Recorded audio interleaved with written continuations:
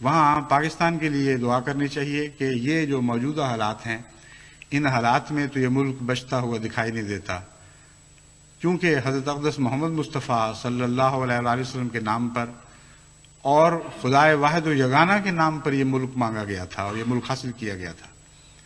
اس لیے یہ دعا کرنی چاہیے کہ اللہ تعالیٰ ان لوگوں کو ہوش عطا کرے، واپس اسلامی قدروں کی طرف لوٹنے کی توفیق عطا فرمائے، اور سب سے بڑی دعا کہ ملہ کی نحوست سے ان کو نجات عطا فرمائے۔ جہاں تک مولویوں کا تعلق ہے، وہ جماعت احمدیہ کی مخالفت میں آج بھی اسی طرح مصروف ہیں جس طرح پہلے مصروف تھے۔ ان کو پتہ ہی نہیں کہ کیا ہو رہا ہے باہر دنیا میں، ان کو یہ بھی پتہ نہیں کہ پاکستان کے اندر کیا ہو رہا ہے۔ صرف ایک ہے رٹ کہ نام کی اسلامی شریعت کی حکومت قائم ہو جائے اور جماعت احمدیہ کے خلاف فتنہ، فساد، افتراء پردازی، جھوٹ، دنگا، سازشیں، یہی ان کی زندگی کا مقصد ہے۔ اس میں مبتلا رہتے ہوئے، اس نشے میں مست وہ اپنی زندگیاں گزار رہے ہیں۔ انہوں نے اپنی ہر کوشش کر دیکھی ہے، یہاں تک کہ آج ساری قوم کے لیے وہ خطرہ بن چکے ہیں۔ اس لیے میں نصیحتاً ان کو یہ بتاتا ہوں، حضرت مسیح موعود علیہ الصلوۃ والسلام کے الفاظ میں بڑی عاجزی کے ساتھ ان کو یہ نصیحت کرتا ہوں کہ اگر وہ اپنی عاقبت کی خیر چاہتے ہیں، اگر وہ ملک کی عاقبت کی خیر چاہتے ہیں، اگر وہ اسلام سے کچھ معمولی سی محبت بھی رکھتے ہیں، تو مخالفت بے شک کریں، لیکن اسلامی طرز کی مخالفت کریں۔ اس محمد مصطفیٰ صلی اللہ علیہ وسلم کے صدقے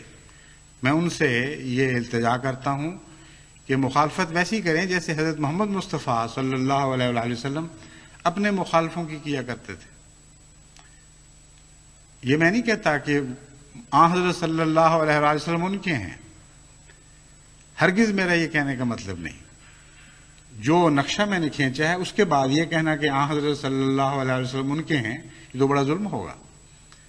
میں صرف یہ کہنا چاہتا ہوں کہ وہ یہ دعویٰ کرتے ہیں کہ حضرت صلی اللہ علیہ وسلم ہمارے ہیں، بس اس دعوے کی شرم رکھیں، اور مخالفت بھی کرنی ہے تو سنت مصطفیٰ کے مطابق مخالفت کریں، پھر ہمیں کوئی عذر نہیں، پھر خدا کے پاس تقدیر کے حوالے کریں، جو بھی فیصلہ خدا کی تقدیر کرے گی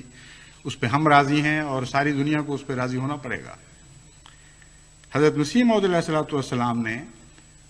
ان مخالفتوں کا ذکر کرتے ہوئے اسی رنگ میں علماء کو کچھ نصیحتیں کی تھیں، کچھ امور کی طرف ان کو متوجہ کیا تھا۔ اس لیے آپ کے الفاظ میں یہ اقتباسات پڑھ کر میں اس آج کے خطبے کو ختم کروں گا۔ حضرت اقدس علیہ الصلوۃ والسلام فرماتے ہیں، خدا تعالیٰ اپنی تائیدات اور اپنے نشانوں کو ابھی ختم نہیں کر چکا، اور اسی کی ذات کی مجھے قسم ہے کہ وہ بس نہیں کرے گا جب تک میری سچائی دنیا پر ظاہر نہ کر دے۔ بس اے تمام لوگوں جو میری آواز سنتے ہو، خدا کا خوف کرو اور حد سے مت بڑھو۔ اگر یہ منصوبہ انسان کا ہوتا تو خدا مجھے ہلاک کر دیتا اور اس تمام کاروبار کا نام و نشان نہ رہتا، مگر تم نے دیکھا ہے کہ کیسی خدا تعالیٰ کی نصرت میرے شامل حال ہو رہی ہے،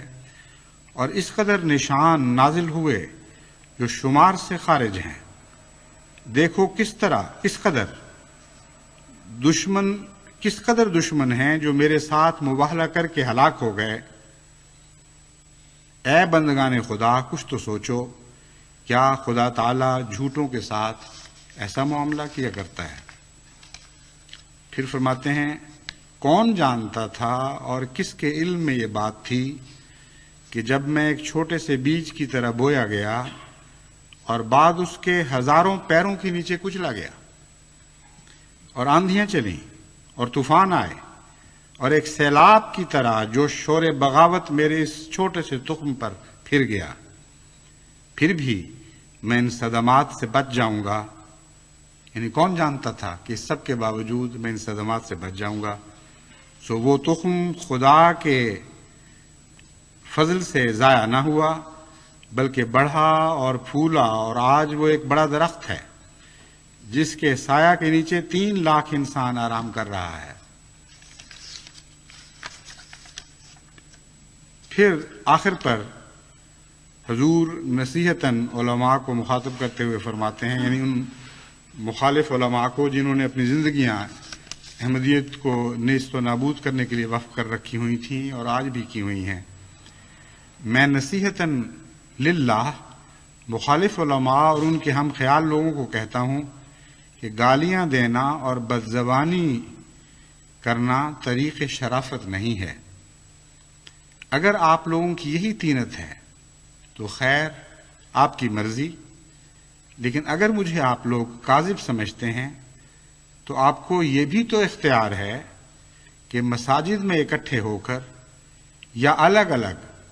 میرے پر بددعائیں کریں اور رو رو کر میرا استیصال چاہیں، یعنی بجائے اس کے کہ تم گند بکنے میں، سازشوں میں، فتنہ پردازیوں میں حد سے بڑھ جاؤ، جیسا کہ بڑھ بھی چکے ہو، میں تمہیں ایک اور طریق بتاتا ہوں۔ اگر تمہیں خدا پر ایمان ہے اور خدا کی خاطر تم مخالفت کر رہے ہو تو دعاؤں سے کام کیوں نہیں لیتے؟ مسجدوں سے نکل کر گلیوں اور گھروں میں فساد برپا کرنے کی خاطر جو بھڑک بھڑک کے نکلتے ہو،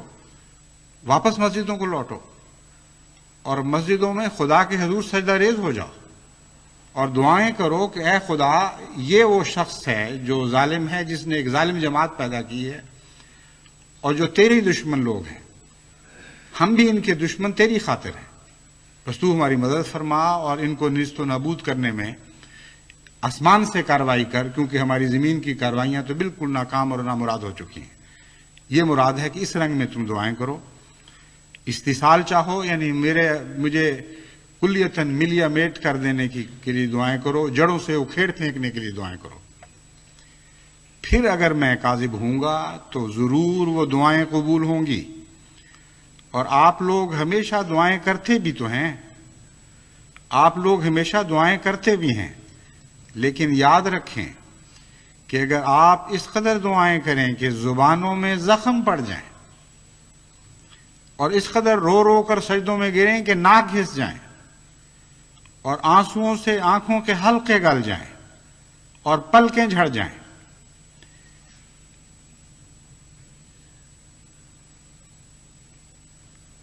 اور کثرت گریہ وزاری سے بینائی کم ہو جائے اور آخر دماغ خالی ہو کر مرگی پڑنے لگے یا مالی خولیا ہو جائے، تب بھی وہ دعائیں سنی نہیں جائیں گی، تب بھی وہ دعائیں سنی نہیں جائیں گی، کیونکہ میں خدا سے آیا ہوں۔ جو شخص میرے پر بد دعا کرے گا وہ بد دعا اسی پر پڑے گی۔ جو شخص میری نسبت یہ کہتا ہے کہ اس پر لعنت ہو، وہ لعنت اسی کے دل پر پڑتی ہے مگر اس کو خبر نہیں۔ بس یہی ایک طریق رہ گیا ہے۔ علماء کی سرشت کو میں جانتا ہوں، اور باوجود اس کے کہ یہ نصیحت جس طرح حضرت اقدس مسیح موعود علیہ الصلوۃ والسلام نے کامل خلوص سے للہ کی تھی، میں بھی اسی طرح عاجزانہ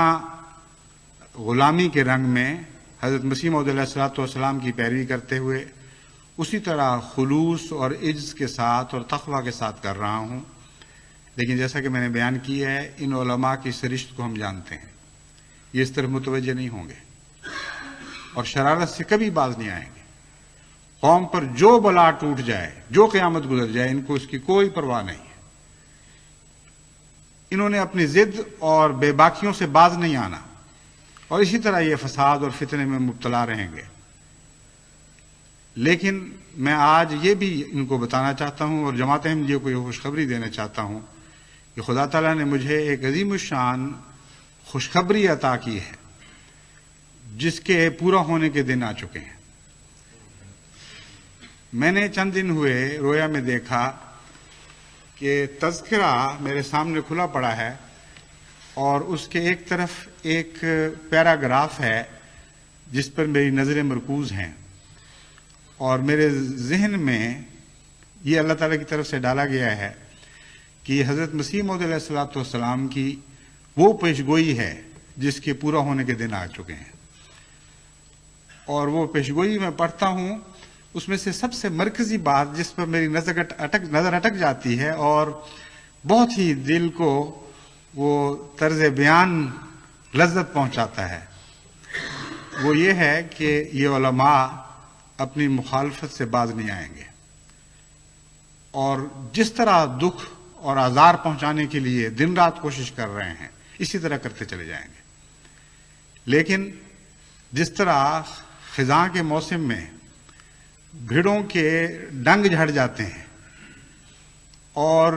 نیش زنی کرنے سے عاجز آ جاتے ہیں، یہ نہیں کہ ان کا دل نہیں چاہتا. پنجابی میں تو ہم ان کو دوگا کہا کرتے تھے. اردو میں مجھے علم نہیں، لیکن وہ الفاظ جو الہام کے وہاں لکھے ہوئے ہیں وہ دوگے کے لفظ ہی لکھے ہوئے ہیں، اور وہ الفاظ یعنی مضمون تو بالکل یہی ہے. الفاظ ممکن آگے پیچھے ہو چکے ہوں، ذہن میں پوری طرح وہ یاد نہ رہے ہوں. وہ یہ تھے کہ مولوی تو اپنی شرارتوں سے باز نہیں آئیں گے اور ڈنگ مارتے چلے جائیں گے، لیکن خدا کی تقدیر ان کو دوگا کر دے گی اور ڈنگ مارنے کی طاقت ان سے جاتی رہے گی. بس یہ وہ خوشخبری ہے جو میں دیکھ رہا ہوں کہ لازماً اس کے پورا ہونے کے دن آ رہے ہیں، کیونکہ اللہ تعالیٰ نے یہ خبر عطا فرمائی ہے. اور میں نہیں جانتا کہ حضرت مسیح موعود علیہ السلام کے الہامات میں ان الفاظ میں کوئی پیشگوئی تھی یا نہیں تھی، مگر جس رنگ میں خدا نے مجھے یہ خبر دی ہے یہ مضمون ضرور کہیں موجود ہے. بس ان مولویوں کو میں یہ کہتا ہوں کہ جو زور تم سے لگتا ہے لگاتے چلے جاؤ، دعائیں کرو، گریہ گزاری کرو، اور اس کی توفیق نہیں تو گالیاں بکتے چلے جاؤ، ہر قسم کی سازشیں کرو. مگر میرے خدا نے یہ فیصلہ کر لیا اور جماعت احمدیہ کے خدا نے یہ فیصلہ کر لیا کہ اس کی تقدیر تمہارے ڈنگ نکال دے گی اور جماعت کو بالآخر تمہارے آزاروں سے نجات بخشی جائے گی. گزرے ہوئے 100 سال کی تاریخ گواہ ہے، سائے کی طرح سایہ فگن ہم پہ خدا ہے.